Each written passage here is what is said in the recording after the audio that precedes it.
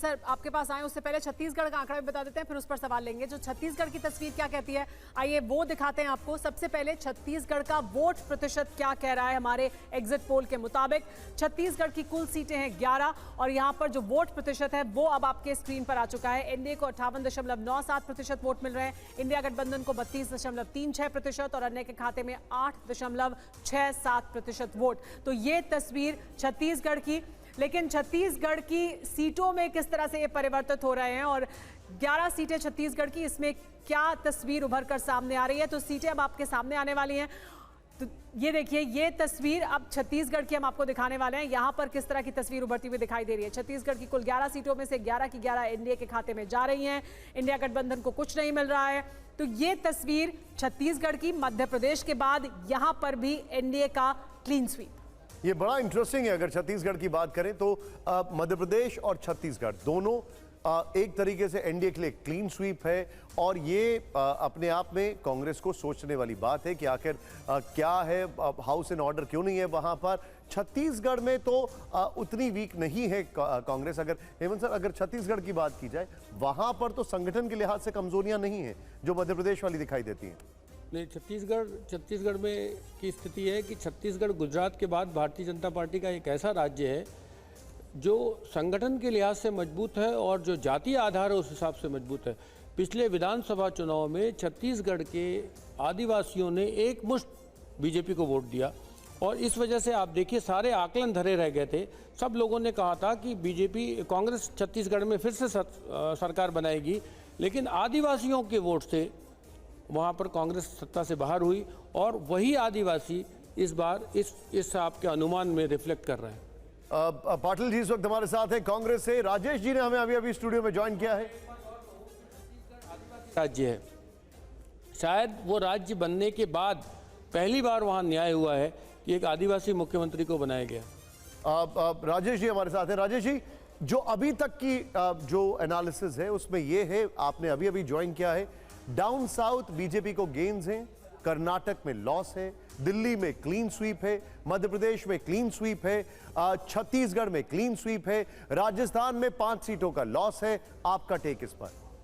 नहीं, इसमें मेरा टेक कोई ख़ास नहीं है क्योंकि जो पहले चुनाव से पहले जो सर्वे आप लोगों ने करवाया था ये कमोबेश उसी रास्ते पे जा रहा है और जिस तरह के प्रेडिक्शंस किए हैं, जो पोलस्टर्स ने किए हैं, कि जैसे प्रशांत किशोर ने किए थे कि दक्षिण भारत में कुछ गेन करेगी बीजेपी और तमिलनाडु में और केरल में एक सीट शायद जीत जाए और उधर उड़ीसा और पश्चिम बंगाल में गेन करेगी, लेकिन बाकी जगह पे सीटें कम होंगी। तो वही राजस्थान में 5 सीटें कम होना भारतीय जनता पार्टी के लिए बहुत एक तरह से झटका है। मोदी ने वहाँ पर, जो प्रधानमंत्री मोदी हैं, उन्होंने वहाँ पर सीधे सीधे हिंदू मुसलमान की बात कही थी। वहाँ 5 सीटें कम होना एक सिग्निफिकेंट चीज़ है। मध्य प्रदेश में असर नहीं पड़ा है अकॉर्डिंग टू ये इस के अनुसार।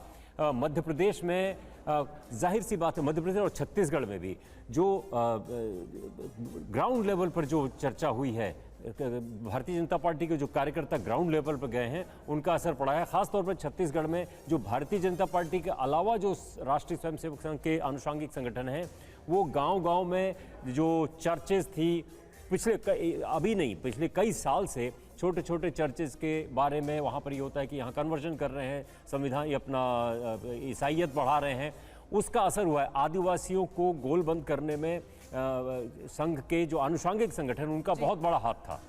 इसलिए वहाँ पर भी ये लग रहा है कि पूरी बढ़त भारतीय जनता पार्टी को मिल रही है। लेकिन मध्य प्रदेश में जो ये हो रहा है, ये कितना काबिले यकीन है, इस पर अभी थोड़ा सा सवालिया निशान मुझे लगता है ये है। आपको लगता है कि कुछ सीटें हो सकती हैं जहां पर बहुत करीब फाइट है और उस पर सवाल हो सकता है। जाहिर सी बात है, ये एक अनुमान है, ये आकलन है, ये एग्जिट पोल है। एग्जैक्ट पोल 4 तारीख को आएगा, तब भी आप TV9 भारतवर्ष देखते रहिएगा। पुष्पेश पंची, लेकिन क्या जो उत्तर भारत में तस्वीर दिख रही है उसमें साफ तौर पर देखा जा सकता है कि जहां पर भी डायरेक्ट फाइट में है बीजेपी और कांग्रेस, वहां पर कांग्रेस कहीं सामने खड़ी दिखाई नहीं दे रही?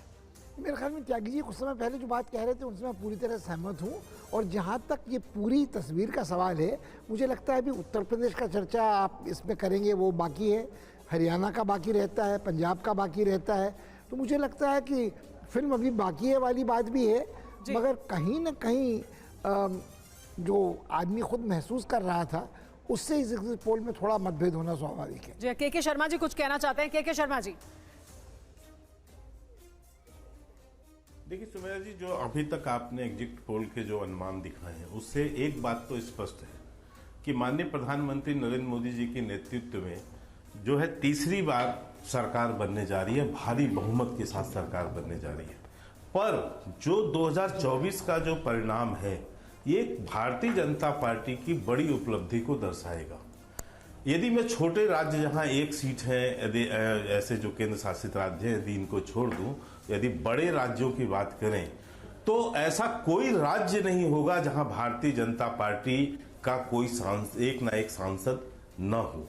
हर राज्य होंगे। पहले हमें बड़े सुनने को मिलते थे कि दक्षिण भारत में केरल में आपका खाता नहीं खुला, तमिलनाडु में खाता नहीं खुला, आंध्रा में आपका खाता नहीं खुला, लेकिन जो अभी आप रुझान दिखा रहे हैं कि पूरे जितने भी राज्य हैं देश के हर जगह भारतीय जनता पार्टी का एक ना एक 2 3 4 सांसद जो है निश्चित तौर पे होंगे। ये भारतीय जनता पार्टी के लिए बड़ी उपलब्धि होगी। और जितने भी अभी आप दिखा रहे हैं कुछ राज्यों में ऊपर नीचे हो सकते हैं, लेकिन निश्चित तौर से जो लक्ष्य हमने तय किया था हम उस लक्ष्य के करीब निश्चित तौर से पहुंच रहे हैं, उस लक्ष्य को प्राप्त करने वाले हैं। आपके इस रुझानों से ये